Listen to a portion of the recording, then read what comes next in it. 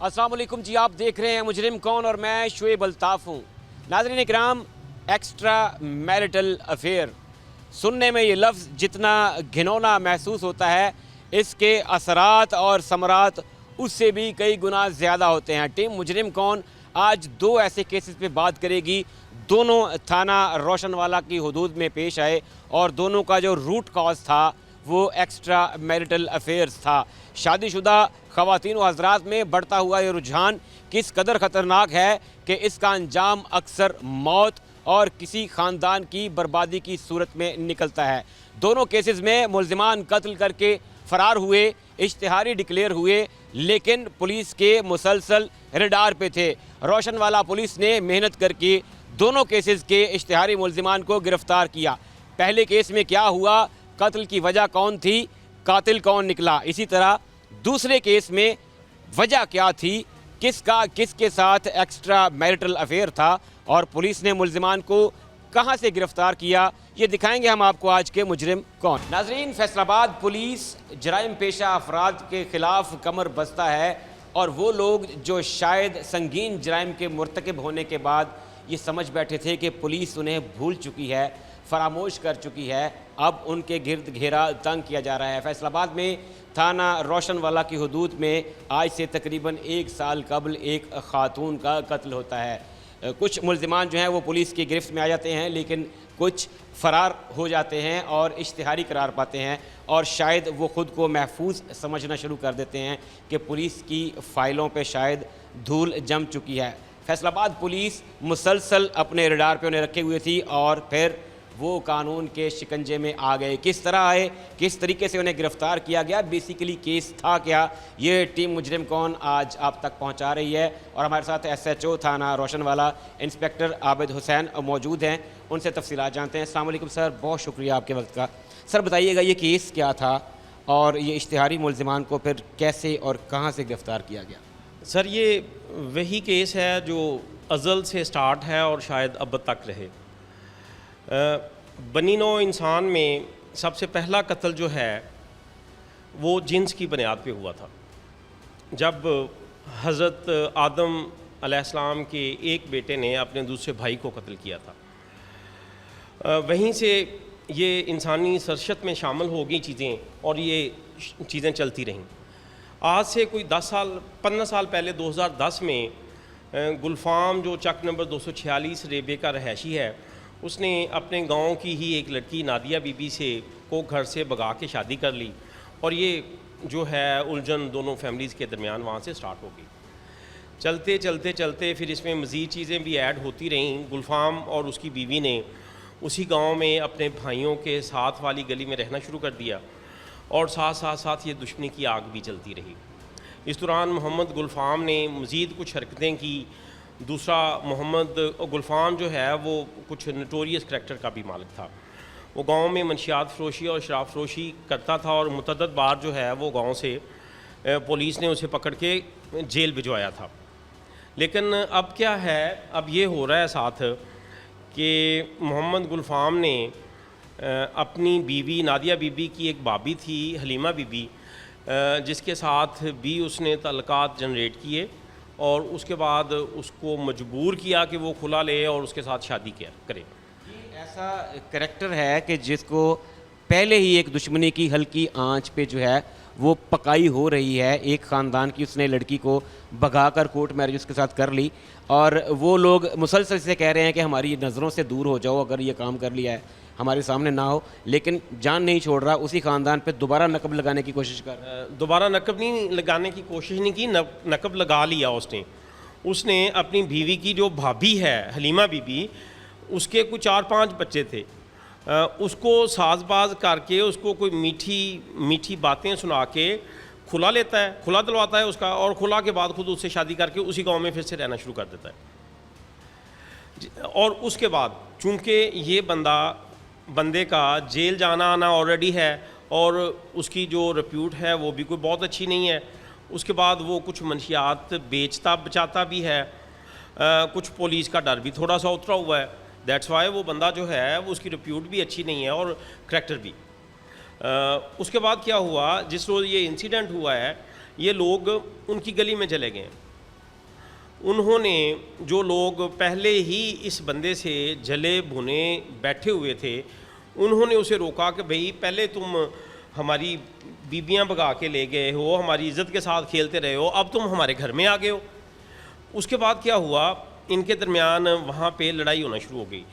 उस लड़ाई होते होते होते एक इसी दूसरे ख़ानदान की एक जो है उमर गजीदा वालदा थी उनकी, मुदई की उमर गजीदा खातून थी, कोई 65-70 साल उसकी उम्र थी। उसको भी इस लड़ाई में धक्के पड़े, को डांग छोटे मारे, जिसकी वजह से उस बीबी की हो गई डेथ। कब इससे पहले जो था एफआईआर दर्ज होने के बाद जब तफ्तीश हुई है, गुलफाम का एक और साथी अरेस्ट होके उसी वक्त के जेल चले गए हैं।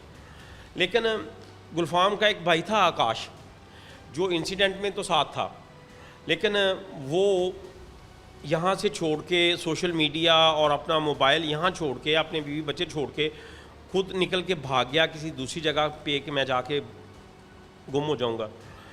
मैं जब यहाँ आया हूँ तो आके मैंने सबसे पहले जो दुश्मनी वाले पीओज़ हैं उन पे जब काम करना शुरू किया है, तो इसको थोड़ा सा ट्रैक करना मुझे आसान लगा, इस पे काम किया। तो ये बंदा जो है हमारे रिडार में ही नहीं आ गया, हमारी सिस्टम में भी आ गया। फिर इसको जाके वहाँ से अरेस्ट किया है और इस बंदे ने कोई मकरपन के कोई बहाने लगाने की अखीर कर दी और पता नहीं क्या क्या क्या कि मैं कहाँ से बीमार हूँ। इसने हमारे साथ इस हद तक चला गया कि इसको दुनिया जहान की सारी बीमारियाँ। इंटरमीडिएट में एक सबक हुआ करता था, a man who was a hospital, कि जो कहता है कि दुनिया की हर बीमारी मेरे अंदर। मैंने भी वो पढ़ी थी, वो जो थी वो मजमून जो है मैंने भी पढ़ा था, the man who was a hospital. वो शायद ये था कि एक बंदा जो है वो अज्यूम करके दुनिया की हर बीमारी अपने आप में अजम्पशन कर लेता है, वो साइकोलॉजी पे है, ह्यूमन साइकोलॉजी पे। लेकिन ये तो बहाने बनाने वाला था, ये प्रिटेंड कर रहा था कि मुझे ये बीमारियां हैं नहीं थी। खैर, हो सकता है आबिद भाई वो बचने की कोशिश भी कर रहा हो कि ऐसा ना हो कि कानून का कुछ सख्त हाथ पड़े। और नहीं भाई सख्त हाथ वाली बातें नहीं है ना, वो इस कैटेगरी में आते हैं, दुश्मनी वाले लोग हैं। सख्त हाथ जो बहुत सख्त होता है ना दुश्मनी वालों के साथ, हमारा सिर्फ इतना होता है कि ये मज़ीद कत्लो गारत ना करें, और मज़ीद कत्लो गारत से रोकने के लिए जेल सफिशेंट होती है। वो जो जिस हाथ की आप बात कर रहे हैं, सीसीडी वाला हाथ जो है भाई, वो जो हाथ है वो हम किसी और लोगों के लिए मखसूस है। वो लोग जिनसे वसी पैमाने पे इंसानियत महफूज नहीं होती जिनके हाथों से, जो लोग बार बार जेल जाते हैं और वापस आके वही काम करते हैं, शायद वो सख्त वाला हाथ उनके लिए है। पंजाबी में हम जिसे क्या कहते हैं, जिन्होंने झाका खुला होता है बहुता जी, झाका खुलना भी तो उसी तरह ही है जी। लेकिन ये भाई जो लोग प्रॉपर्टी केसेस में जाते हैं, जिनसे लोगों की माल ही नहीं इज़्ज़तें भी महफूज नहीं हैं, वो लोग बार जेल जाके वापस आके उनका वो इतने आदी हो चुके होते हैं कि उन्हें कानून का भी डर नहीं होता। आपने जब इस पे हाथ डाला और इसने प्रिटेंड किया कि दुनिया की कोई ऐसी बीमारी नहीं है जो मुझे लाहक नहीं है, तो क्या इसका मकसद ये था कि मुझ पे तरस खा ले पुलिस और कहे कि नहीं तो बड़ा मजलूम है? नहीं सर, इसका ये ट्राई कर रहा था कि हम इसको छोड़ दें। पहले तो इसने प्रिटेंड किया कि ये आकाश है ही नहीं।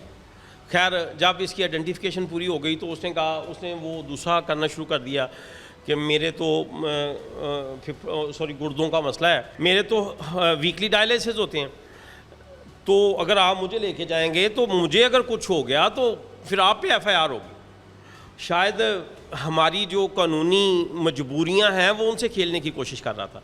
लेकिन यहाँ आके 24 घंटे उसको मेडिकल ट्रीटमेंट किया उसका, तो उसके गुर्दों की बीमारी तो दूर हो गई है। अगले दिन जब जैसा आपके पास लेके गए हैं तो फिर बाकी चीज़ें भी उसकी ठीक हो गई हैं। अब अल्हम्दुलिल्लाह ठीक है, जेल जाएगा तो बाकी चीज़ें जो हैं बेहतरीन हो जाएंगी उसकी। अब भाई इस मुकदमे में जितने भी मुल्ज़िमान थे वो अभी तमाम के तमाम जो है वो पुलिस उनको हिरासत में ले चुकी है और वो जुडिशल हो चुके हैं। ऑफ कोर्स इसमें ये एक पेंडिंग था जो लाहौर को एक महफूज जगह समझ के बैठा हुआ था। वहाँ एक फैक्ट्री में काम करके पिछले लोगों से रब्ता तोड़ के समझ रहा था कि शायद फैक्ट्री नहीं थी, ये कोल्ड स्टोर में काम करता था। वहाँ पे ये समझ रहा था कि शायद उस कोल्ड स्टोर में इसे दुनिया की कोई चीज़ नहीं ढूंढ सकती। लेकिन अल्लाह ताला का कानून है कि जिस बंदे ने गुनाह किया है, लहू जो वो आस्तीन से बोल उठता है वही सिस्टम होता है। आबिद भाई, एक बंदा अपने डिजिटल फुटप्रिंट्स मिटा चुका है, साल से ऊपर हो चुका है, वो गायब है। एक एसएचओ जो न्यू अपॉइंट होता है वो फाइलों से धूल को झाड़ता है, फाइल को स्टडी करता है, ऐसी कौन सी गिद्दड़ सिंगी होती है उस एसएचओ के पास कि बगैर डिजिटल फुटप्रिंट्स के वो दूर दराज के इलाकों से जाके मुलजिमान को उठा ला? सर इसमें गिदड़ सिंगी कोई नहीं होती, ये अल्लाह तबारक व तआला का करम होता है कि अल्लाह तबारक व तआला जिसने जुल्म किया होता है ना, अल्लाह तबारक व तआला उसके फुटप्रिंट्स जो हैं वो जनरेट कर देते हैं। इंसान और मुजरम हमेशा गलती करता है, लेकिन हमारे साथ मुसीबत ये होती है कि हमें हर केस में केस टू केस वेरी करता है कि हमें मुलजमान को देखना पड़ता है और हर मुलज़म को उसके तरीके से ट्रैक करना पड़ता है। और मुलजमान जो हैं वो हमेशा पुलिस से आगे होते हैं, हमेशा पुलिस से आगे होते हैं, जिनको पुलिस ने ट्रैक करना होता है उनको उनके तरीके से। अदरवाइज आप एक थाने के इंचार्ज, एक एसएचओ साहब जब आके चार्ज लेते हैं, ज़ाहिर है वो इलाके के लोगों से वाकिफ़ नहीं होते, उन्हें कुछ टाइम लगता है अपने वहाँ पे जो सोर्सेज हैं उनको डेवलप करते हुए। फिर प्रायोरिटीज़ को कैसे सेट किया जाता है कि सबसे पहले किस टाइप के लोगों पे हाथ डालना है, उसके बाद तीसरे नंबर पे इन प्रायोरिटीज़ को सेट करने का पैटर्न क्या होता है? भाई पैटर्न कोई नहीं होता इसका, जैसा देश होता है हम वैसा बेस बदल लेते हैं। पुलिस, चूँकि मैं समझता हूँ कि जो एक पुलिस ऑफिशियल होता है वो लोगों से ज़्यादा करता है पब्लिक डीलिंग, आम बंदे से ज़्यादा, जैसे आप लोग करते हैं। जो आपके सहाफ़ी भाई हैं उन्होंने दुनिया के हर अच्छे और बुरे बंदे से मिलना होता है। जब वो हर अच्छे और बुरे बंदे से मिलते हैं तो उनका आईक्यू लेवल इस लेवल पे चला जाता है कि उनको अच्छे और बुरे बंदे की ना सिर्फ तमीज़ हो जाती है, बल्कि वो अगले बंदा जब बात करता है तो उसकी फेस रीडिंग करके वो समझ लेते हैं कि ये बंदा सच बोल रहा है या झूठ बोल रहा है। हमारी प्रायोरिटीज़ क्या होती हैं, मैं अपनी प्रायोरिटीज़ बताऊँ। मैं जब किसी जगह पे जाता हूँ तो मेरी टॉप प्रायोरिटी होती है कि मुझे अगले 24 घंटों में मैं नॉर्मली ये करता हूँ कि मैं जिस थाने में जाता हूँ मैं जाके एक बड़ा सा बस्ता लेके ना तो कुंडी लगा के अंदर से बैठ जाता हूँ।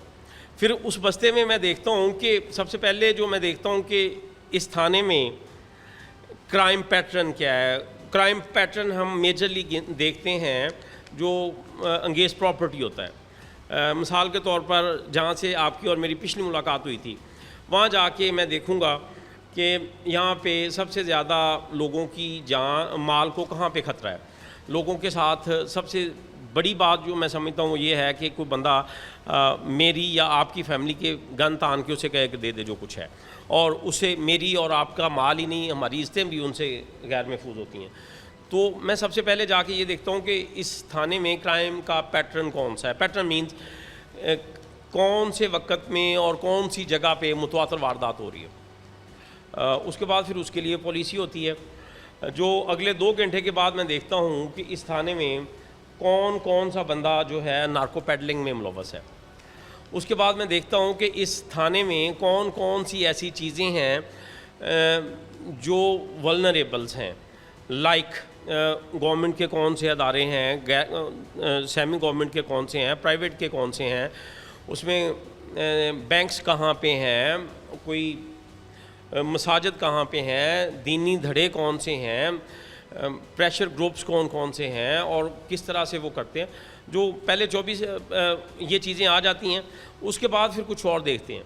मतलब तकरीबन चार्ज लेते ही सबसे पहले जो है वो प्रायोरिटीज़ को ऑटोमेटिकली जो है वो सेट हो जाती हैं, क्योंकि एक काबिल अफसर को ऑलमोस्ट पैटर्न्स का पता होता है, उसने सिर्फ सेट करने होते हैं कि ये चीज़ यहाँ पे है। नाज़रीन इकराम, इंस्पेक्टर आबिद हुसैन से हमारी गुफ्तगू जारी है और आज के प्रोग्राम की ख़ास बात ये है कि इस ऑफिसर ने सिर्फ एक नहीं कई हेनियस क्राइम्स में मुलव्वस मुलजिमान को जो है वो अरेस्ट किया है।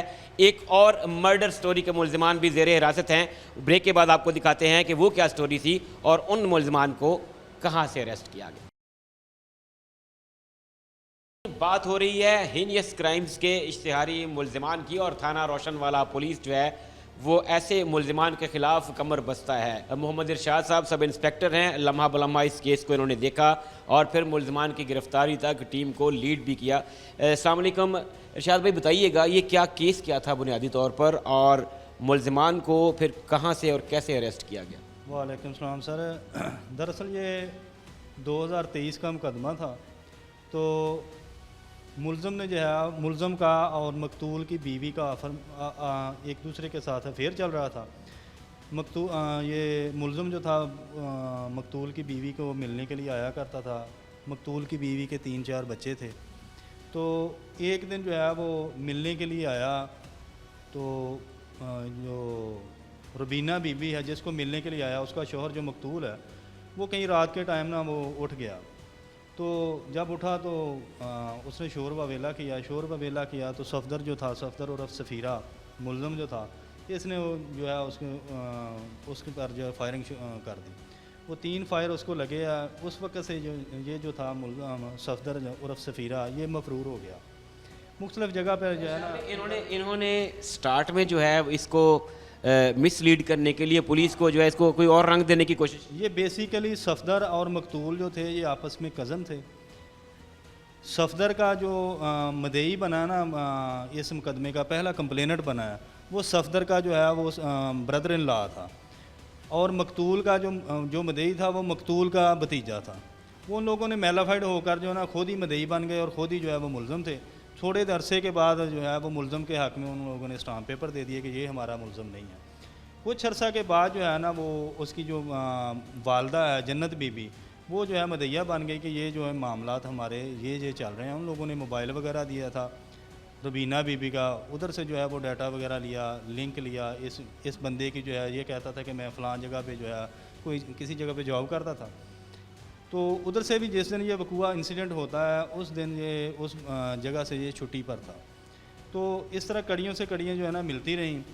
एट दी एंड जो है ये बंदा जो है वो गिल्टी हो गया। पुलिस को सिर्फ एक हल्का सा क्लू मिलता है और बाकी सारी एफर्ट जो है पुलिस कड़ियों से कड़ियाँ जोड़। इसका जो है ना वो जिस जगह पे ड्यूटी करता था उस दिन वकूए वाले दिन जो है वो छुट्टी करना, और फिर मकतूल की बॉडी पे जो फायर लगे थे ना वो उसके जो है बॉडी का गिरना, जो फायरिंग की सिमत थी वो इन्होंने वकूआ बनाया था कि ये बाहर से किसी ने फायरिंग की है, लेकिन बॉडी का जो गिरना फायरिंग की जो एंगल था वो ऐसे था जैसे घर से किसी ने फायरिंग की हो। ये दरअसल इसने फायरिंग की और उधर से जो है ये रफू चक्कर हो गया।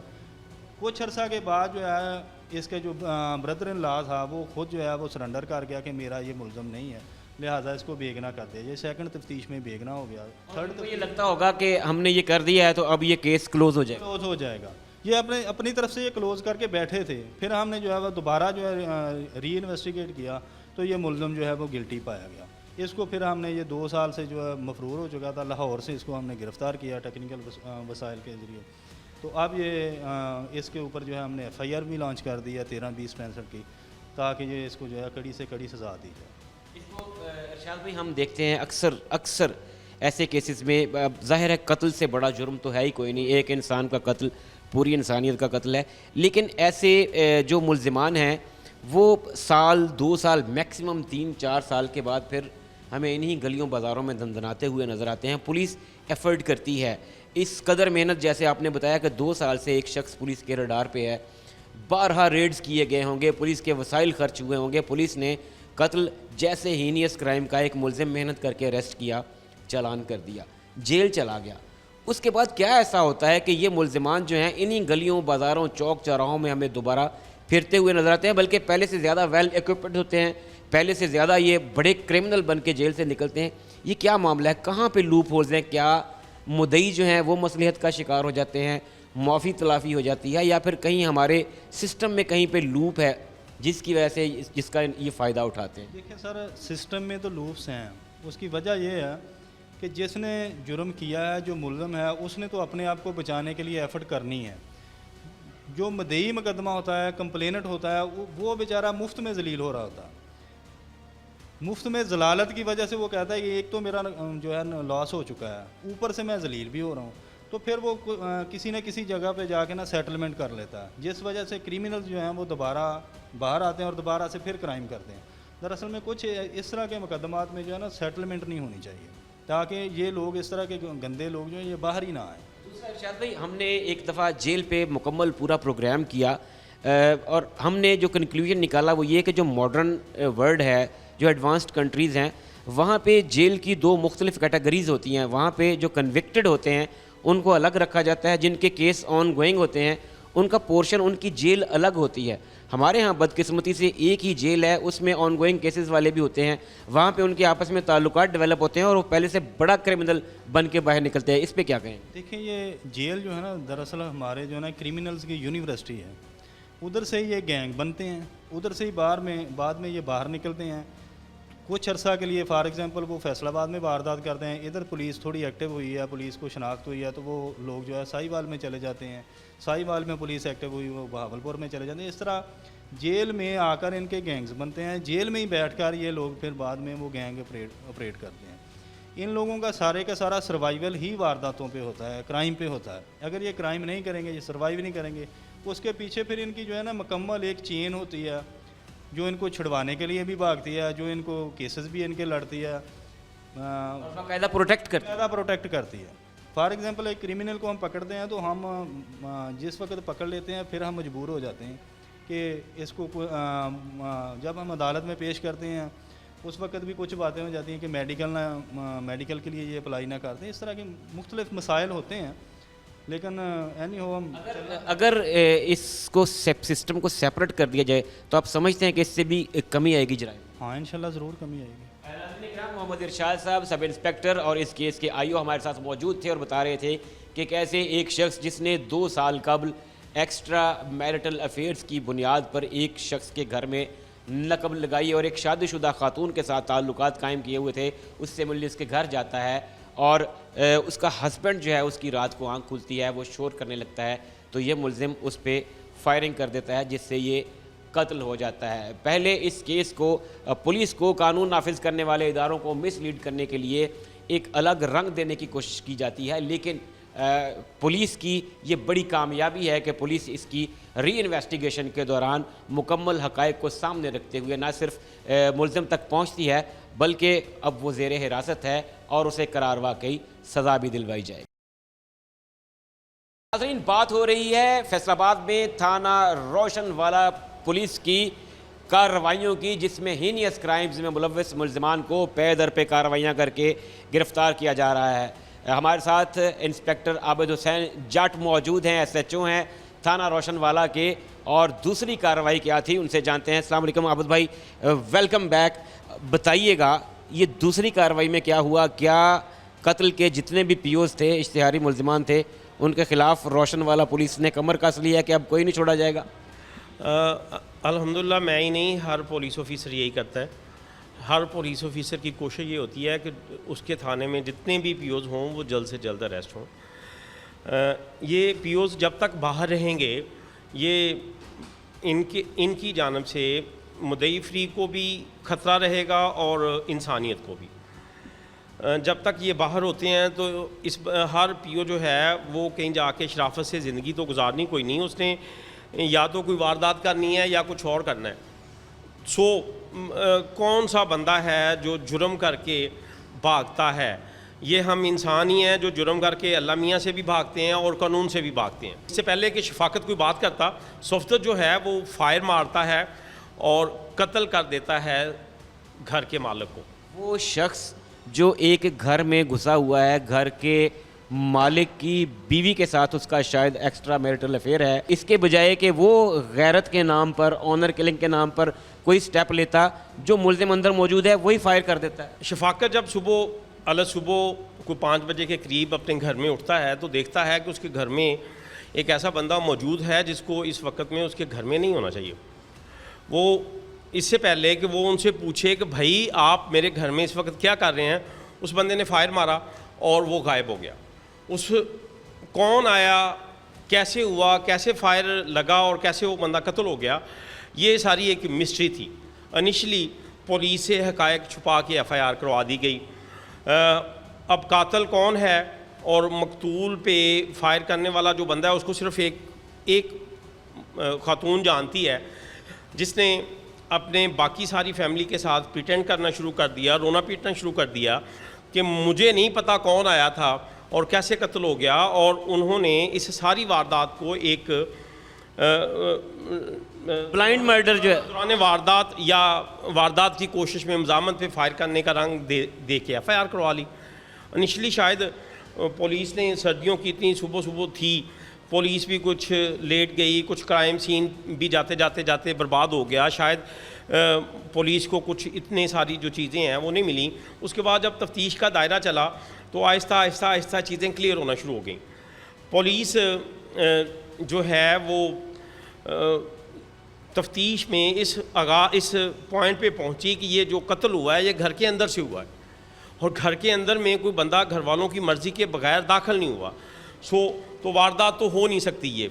अगर कोई बंदा किसी के घर में ज़बरदस्ती जाता है तो वो अपने फुटप्रिंट छोड़ता है, वहाँ पे कोई ना कोई निशान छोड़ता है कि ये इस वजह से कत्ल हुआ होगा, और इस वजह से वो कहीं कोई खराश लगी होगी, कहीं दीवार फलांगने के निशान होंगे, कहीं फुटप्रिंट्स होंगे, लेकिन कोई चीज़ नहीं मिली। पुलिस ने जब आहिस्ता आहिस्ता आहिस्ता तफ्तीश की तो पता चला कि ये तो कुछ और स्टोरी कुछ और है।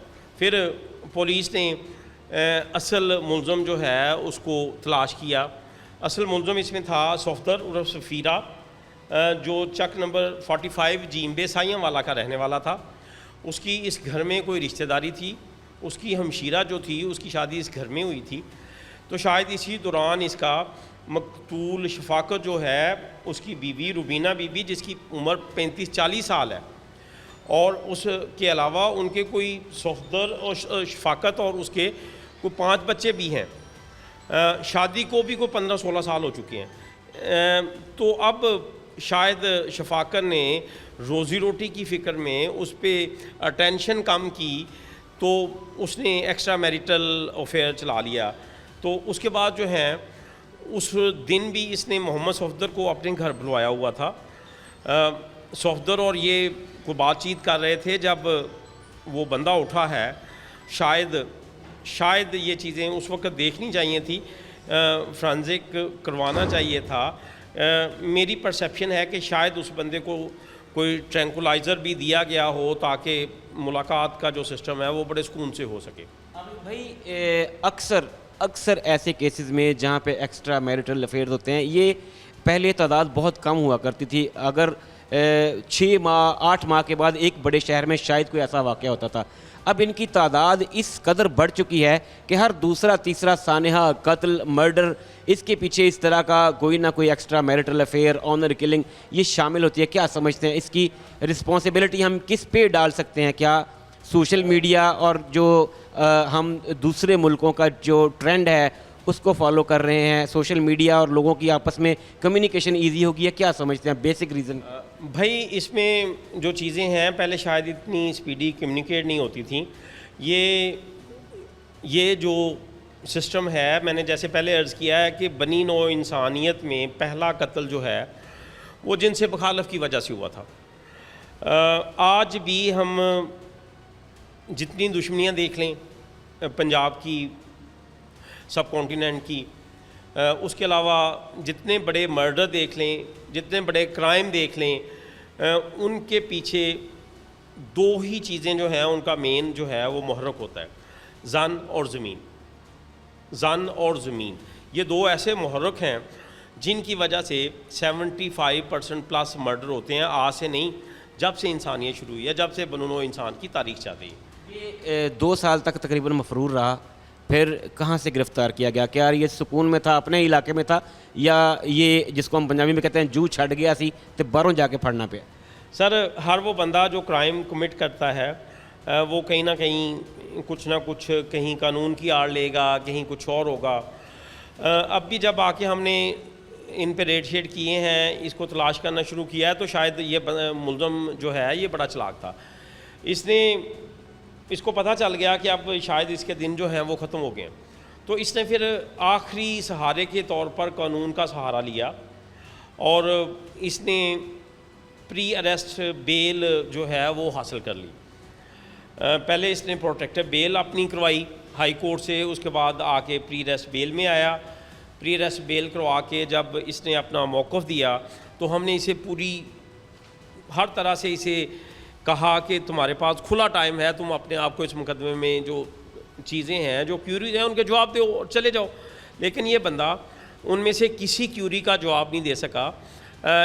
और अगली बात यह है कि इस मुकदमे की तफ्तीश हमारी जो रीजनल इन्वेस्टिगेशन ब्रांच है अब उसने कंडक्ट की है। रीजनल इन्वेस्टिगेशन ब्रांच के बड़े सीजन पुलिस ऑफिसर हैं, मैं समझता हूँ मेरे उस्ताद हैं, जब मैंने महकमा पुलिस ज्वाइन किया था तो उन दिनों में भी वो इंस्पेक्टर थे, एसएचओ थे मेरे पहले।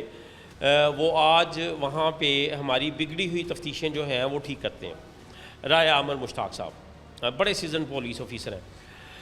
उन्होंने रीजनल इन्वेस्टिगेशन पुलिस में ब्रांच में इसने अपने जो हैं सारे सबूत प्रूफ दे के इसने कोशिश की कि वो वहाँ से भी कुछ ना कुछ मदद हासिल कर ले या कुछ ऐसा कर ले कि जिससे इसको कोई फ़ायदा पहुँच सके। लेकिन चूँकि ये बंदा हमारी तफ्तीश में भी गुनाहगार था, वहाँ भी गुनाहगार होके आया, फिर ये इसने कोशिश की कि हाई कोर्ट जो है इसको प्री अरेस्ट को कंफर्म कर दे। हाई कोर्ट ने भी इसकी जो है इसको गुनाहगार माना, वहाँ से ये फिर एस्केप कर गया। लेकिन जब एस्केप करके भागा है तो पुलिस ने इसको फॉलो किया है और लाहौर से ये बंदा दोबारा अरेस्ट हो गया है।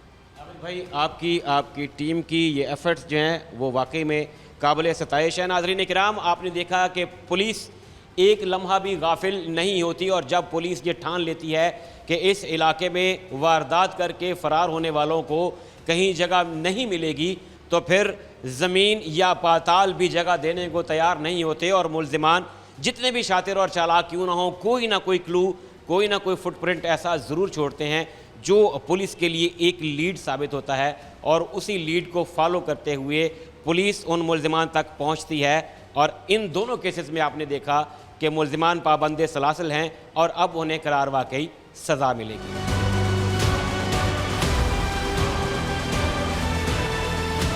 नाज़रीन, आज के प्रोग्राम में हमने आपको दिखाया कि किस तरह थाना रोशनवाला पुलिस ने 2 मुख्तलिफ वारदातों में कत्ल जैसे संगीन मुकदमात के इश्तिहारी मुल्ज़िमान को गिरफ़्तार किया। दोनों की वजह एक्स्ट्रा मैरिटल अफेयर थी। कहीं ना कहीं यहाँ पे ज़र, जन और ज़मीन में से एक बुराई यानी कि जन मौजूद थी। कहा तो ये जाता है कि वजूद जन से है तस्वीर कायनात में रंग, लेकिन एक्स्ट्रा मैरिटल अफेयर की सूरत में इस तरह के मुकदमात का क्या बनता है। आपने अंजाम देखा कि किस तरीके से दोनों घर जो है वो मुतासर होते हैं। टीम मुजरिम कौन ने हमेशा यही कहा है कि ख़ुद को ऐसी चीज़ों से बाज रखिए, मोहतात रहिए, मोहतात ज़िंदगी गुजारिए, क्योंकि मोहतात रहेंगे तो महफूज रहेंगे। शोएब अल्ताफ़ को टीम मुजरिम कौन के साथ दीजिए इजाज़त। अल्लाह हाफ़िज़।